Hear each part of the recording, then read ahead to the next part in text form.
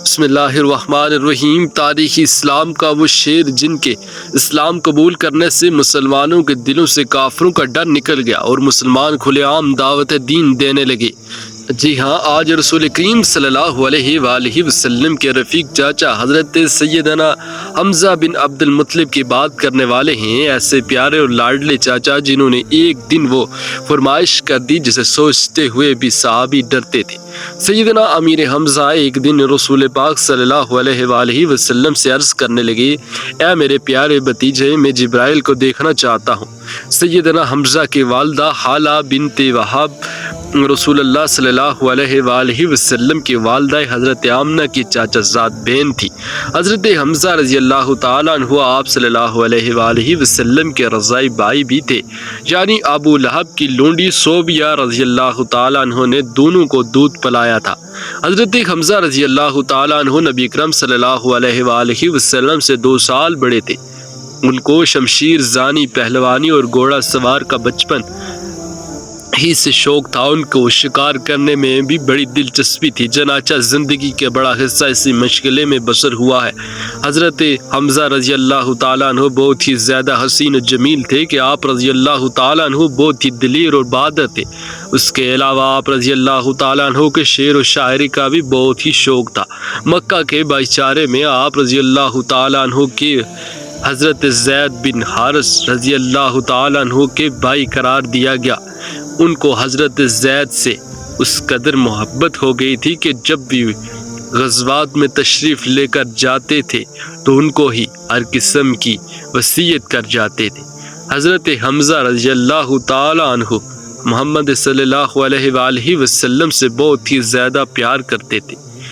دعوت توحید کی صدا مکہ میں کافی مدت سے مکہ کی گٹائیوں میں گونجتی رہی، تاہم حضرت حمزہ رضی اللہ تعالیٰ عنہ جیسے سپاہی کو اپنے کاموں اور شوق سے کہا فرصت تھی، وہ شرک توحید کی باتوں پر غور کرتے، لیکن خدا نے عجیب طرح سے ان کی رہنمائی کی۔ ایک روز حسب معمول شکار سے واپس آ رہے تھے کہ آپ کو کوئی صفحہ پر پہنچے تو ایک لونڈی نے کہا، ابو ہمارا، کاش تھوڑی دیر پہلے تم اپنے بھتیجے کا حال دیکھتے کہ وہ خانہ کعبہ میں اپنے مذہب کا وائز کر رہے تھے کہ ابو جہل نے ان کو سخت گالیاں دی اور ان کو بہت ہی بری طرح سے تنگ کیا ہے۔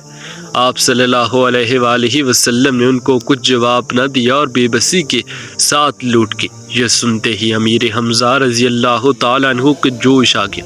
آپ رضی اللہ تعالیٰ عنہ بڑی تیزی کے ساتھ خانہ کعبہ کی طرف گئے۔ ان کا معمول تھا کہ شکار سے واپس آتے ہوئے کوئی راہ میں مل جاتا تو کھڑے ہو کر اس سے ضرور باتیں کرتے تھے، لیکن اس دن آپ رضی اللہ تعالیٰ عنہ بڑی تیزی کے ساتھ مکہ کی طرف جا رہے تھے کہ کسی کی طرف متوجہ ہوئے اور بغیر مکہ میں پہنچ کر ابو جہل کے سر پر زور سے اپنی کمان دے ماری اور جس سے ان کے سر سے خون بہنے لگا۔ یہ دیکھ کر بنو محزم کے چند آدمی ابو جہل کی مدد کرنے کے لیے آئے۔ وہ کہنے لگے، حمزہ شاید تم بھی اپنے دین سے بھر گئے ہو۔ اس پر حضرت حمزہ رضی اللہ تعالیٰ عنہ نے فرمایا کہ میں گواہی دیتا ہوں کہ اللہ تعالیٰ ایک ہے، اس کی عبادت کرنی چاہیے۔ آپ صلی اللہ علیہ وآلہ وسلم اللہ تعالیٰ کے سچے اور آخری نبی ہیں۔ وہ جو کچھ بھی کہتے ہیں وہ سب کچھ خدا کے حکم سے ہی ہوتا ہے۔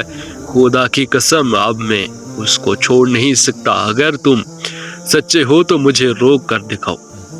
اس پر ابو جہل نے کہا کہ حمزہ کو چھوڑ دو، میں نے ابھی اس کے بھتیجے محمد صلی اللہ علیہ وآلہ وسلم کو برا بھلا کہا ہے۔ یہ اسلام کا وہ زمانہ تھا کہ حضرت محمد صلی اللہ علیہ وآلہ وسلم ہرن بن ابی ارکان کے مقام میں تھے۔ اس وقت بس چند لوگ ہی مسلمان ہوئے تھے، لیکن حضرت حمزہ رضی اللہ تعالیٰ عنہ کے اضافے سے مسلمان کی حالت میں کافی بہتری ہو گئی تھی۔ حضرت حمزہ رضی اللہ تعالیٰ عنہ کے مسلمان ہونے سے کافروں کا زور ٹوٹ چکا تھا۔ مکہ میں حضرت حمزہ ہر کوئی خوف کھاتا تھا۔ ان سے لوگ ڈرتے تھے اور حضرت محمد صلی اللہ علیہ وآلہ وسلم کو حضرت حمزہ سے بہت ہی زیادہ پیار کرتے تھے۔ ایک دفعہ ایک صحابی نے حضرت محمد صلی اللہ علیہ وآلہ وسلم کی بارگاہ میں عرض کی، یا رسول اللہ صلی اللہ علیہ وآلہ وسلم، میرے گھر میں ایک لڑکا پیدا ہوا ہے، میں اس کا کیا نام رکھوں؟ تو اس کی بات سن کر آپ صلی اللہ علیہ وآلہ وسلم نے ارشاد فرمایا کہ مجھ کو سب سے زیادہ اپنے چاچا حمزہ عزیز ہیں، میں چاہتا ہوں کہ تم بھی اپنے بیٹے کا نام حمزہ ہی رکھ لو۔ ایک مرتبہ آپ رضی اللہ تعالیٰ عنہ نے بارگاہ رسالت میں درخواست کی کہ میں نے حضرت جبرائیل علیہ السلام کو اصلی صورت میں دیکھنا چاہتا ہوں۔ ارشاد ہوا، آپ دیکھنے کی طاقت نہیں رکھتے۔ آپ نے اصرار کیا کہ تو نبی کریم صلی اللہ علیہ وآلہ وسلم نے ارشاد فرمایا زمین پر بیٹھ جائیں، اور کچھ دیر بعد حضرت جبرائیل امین علیہ السلام حرم کعبہ میں نصب شدہ ایک لکڑی پر اترے تو سرور عالم صلی اللہ علیہ وآلہ وسلم نے ارشاد فرمایا، چاچا جان نگاہیں اٹھائیں اور دیکھیں۔ آپ نے جو ہی اپنی نگاہ اٹھائی تو دیکھا کہ حضرت جبرائیل علیہ السلام کے سبز زبر جد کے ہیں، بس اتنا ہی دیکھ پائے اور تاب نہ لا کر بے ہوش ہو گئی۔ رمضان المبارک کے ہجری میں 30 سواروں کی قیادت کرتے ہوئے اسلامی لشکر کا سب سے پہلے علم آپ رضی اللہ تعالیٰ عنہ نے سنبھالا۔ اگرچہ لڑائی کی نوبت نہ آئی لیکن تاریخ میں اسے سریہ حمزہ کے نام سے جانا جاتا ہے۔ 2 ہجری میں حق و باطل کا پہلا معرکہ میدان بدر میں پیش آیا تو آپ رضی اللہ تعالیٰ عنہ بڑے جوش و جذبے کے ساتھ شریک ہوئے اور مشرکین کے سوار ماؤں کے ٹھکانے لگایا۔ آپ رضی اللہ تعالیٰ عنہ اپنے سر پر شتر مرغ کی کلگی سجائے ہوئے تھے، جبکہ دونوں ہاتھ میں تلوار تھامے اسلام کے دشمنوں کو جہنم وصل کرتے اور فرماتے جاتے کہ میں اللہ اور اس کے رسول کا شیر ہوں۔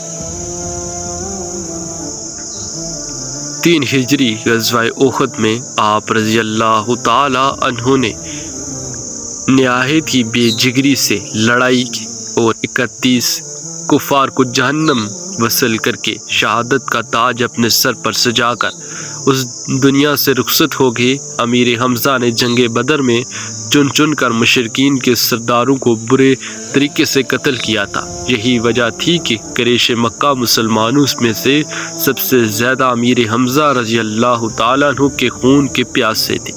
چنانچہ جنگ احد میں جبیر نے اپنے غلام کو، جس کا نام وحشی تھا، اپنے چاچا کے انتقام کے لیے خاص طور پر تیار کیا تھا۔ اس کو کہا تھا کہ تم امیر حمزہ کو شہید کر دو، میں تم کو آزاد کر دوں گا۔ اس کے علاوہ ہندو زوجہ ابو سفیان نے بھی بے پناہ دولت وحشی کو دینے کا وعدہ کیا، کیونکہ وہ چاہتی تھی کہ سیدنا حمزہ جو کہ ہندو کے بھائی کے قاتل تھے وہ انہیں شہید کرنا چاہتی تھی، اور ساتھ ہی اس نے حضرت حمزہ کی لاش کا مسئلہ کرنے کی قسم کھائی۔ چنانچہ وحشی جنگ احد میں ایک چٹان کے پیچھے بیٹھا ہوا تھا، وہ بے چینی سے حضرت امیر حمزہ کا انتظار کر رہا تھا۔ اتفاقاً امیر حمزہ اس کے قریب سے گزرے تو اس نے پورے زور کے ساتھ اپنا نیزہ مار کر آپ رضی اللہ تعالیٰ عنہ کے جسم سے پار کر دیا۔ پھر بھی حضرت حمزہ وحشی کی طرف شیر کی طرح بڑھے، مگر زخم بہت ہی گہرے تھا، جس کی وجہ سے آپ رضی اللہ تعالیٰ عنہ زمین پر گر پڑے۔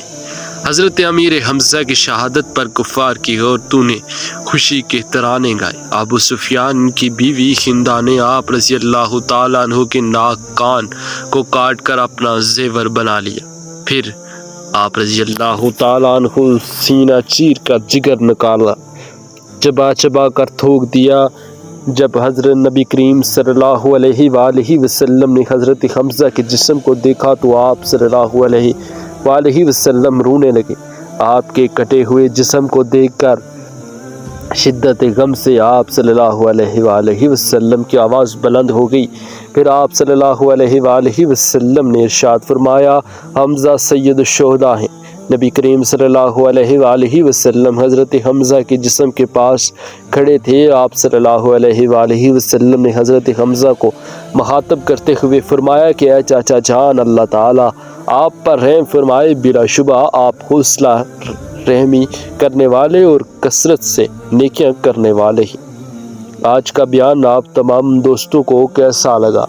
امید ہے کہ آپ کو بہت زیادہ علم ہوا ہوگا اور دل بھی ضرور حضرت نبی اکرم صلی اللہ علیہ وآلہ وسلم کے چاچا پر رونا بھی آیا ہوگا۔ تو اللہ پاک سے دعا ہے کہ اللہ پاک ہمیں راہ حق پر جینے اور مرنے کی توفیق عطا فرمائے۔ السلام علیکم۔